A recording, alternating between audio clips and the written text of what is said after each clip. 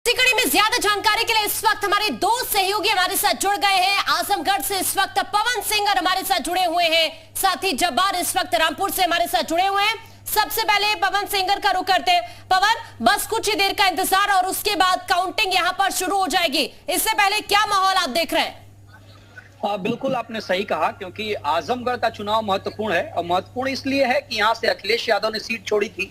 उसके बाद यहाँ पे भारतीय जनता पार्टी, समाजवादी पार्टी और बीएसपी ने जो प्रत्याशी दिए वो एक दूसरे के वोट बैंक में सेंध लगाते हुए दिख रहे हैं। चाहे वो गुड्डू जमाली की बात कर लीजिए, दिनेश लाल निरहुआ की बात कर लीजिए या धर्मेंद्र यादव की बात कर लीजिए। रही बात काउंटिंग की, तो सामने आप देख सकते हैं कि पूरी तैयारी हो चुकी है। पुलिस फोर्स और पूरे आजमगढ़ में 144 इंपोज कर दिया गया है और 4 चरण सुरक्षा पार करने के बाद आप यहाँ पे जो एफसीआई गोडाउन है जहाँ पे काउंटिंग हो रही है, होने वाली है, वहां पे आप पहुंच सकेंगे। सभी जो प्रस्तावक हैं, जो प्रत्याशी हैं, सभी लोगों को पास निर्गत किया गया है और उस पास के माध्यम से यहाँ पे जाएंगे। 8 बजे से काउंटिंग शुरू होगी।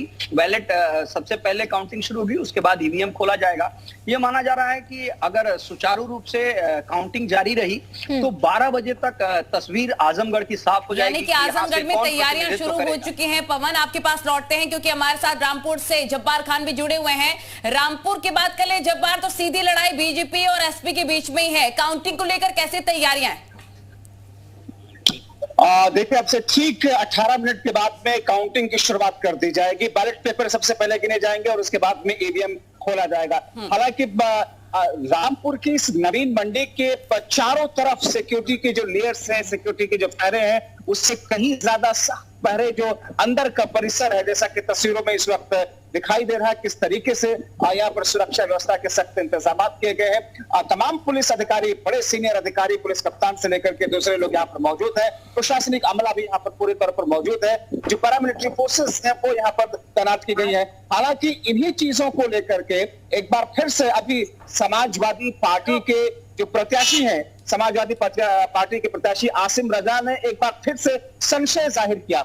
आसिम रजा का यह कहना है कि मैंने इतनी ज्यादा सिक्योरिटी आमतौर पर मतगणना के केंद्रों पर नहीं देखी है, आखिर इतनी ज्यादा सिक्योरिटी की जरूरत क्या है। हालांकि आसिम रजा को मैंने जब ये कहा कि आमतौर पर ऐसी सिक्योरिटी होती है ताकि किसी किस्म की अव्यवस्था ना हो, अनहोनी ना हो सके, लेकिन उनको इन तमाम चीजों के पीछे भी कोई संशय नजर आ रहा है। कल जैसा कि वो कह रहे थे कि मतगणना में किसी तरह के हेरफेर की जा सकती है, विधानसभा चुनाव में जिस तरीके से 2 सीटों पर भारतीय जनता पार्टी को जिता दिया गया था धांधली करने के साथ साथ कुछ वैसा हो सकता है। बिल्कुल, यानी कि आशंका जब्बार जो है वो जाहिर होने लगी है। और देखिए, जब ऐसी कुछ आशंका जाहिर होती है तो कई मायने भी इसके निकाले जाते हैं कि क्या पहले से हार का डर सता रहा है, जिस तरीके के इल्जाम लगने शुरू हो गए। बहरहाल तस्वीर साफ हो जाएगी। हमारे साथ पवन भी लगातार बने। पवन का एक बार फिर से हम रुख करते हैं।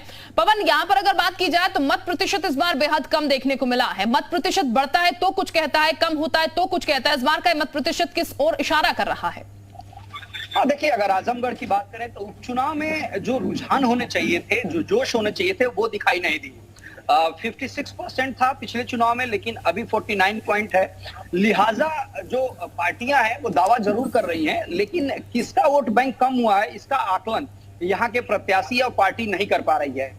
ये माना जा रहा है कि जो वोट परसेंटेज कम हुआ है, अगर उसमें जैसे गुड्डू जमाली बीएसपी से हैं और खासतौर से अगर दलित वोट बैंक और मुस्लिम वोट बैंक में सेंध लगाते हैं तो उसका सीधा नुकसान समाजवादी पार्टी को होगा। लेकिन अगर बीजेपी के प्रत्याशी हैं, अगर यादव वोट बैंक में वो सेंध लगाते हैं और दलित वोट बैंक, जैसा कि भारतीय जनता पार्टी की तरफ से पहले ही शिफ्ट एक तरीके से होने का काम किया, अगर वो पैटर्न चलता है तो दिनेश लाल निरहुआ जो भारतीय जनता पार्टी के प्रत्याशी हैं, उनका पलड़ा सीधे तौर पे भारी दिखाई देगा। लेकिन अखिलेश यादव की छोड़ी सीट पे उनके परिवार, उनके भाई, यानी पवन ये कह सकते हैं कि गुड्डू जमाली खेल खराब कर सकते हैं सपा प्रत्याशी का। 13 प्रत्याशी यहां से मैदान में रहे, लेकिन इस बार त्रिकोणीय मुकाबला दिख रहा है आजमगढ़ में और गुड्डू जमाली एक बड़ा फैक्टर साबित हो सकते हैं समाजवादी पार्टी का खेल बिगाड़ने में। हाँ, बिल्कुल हो सकते हैं, क्योंकि जो वोट बैंक है गुड्डू जमाली का, वो कहीं ना कहीं समाजवादी पार्टी का वोट बैंक माना जाता है।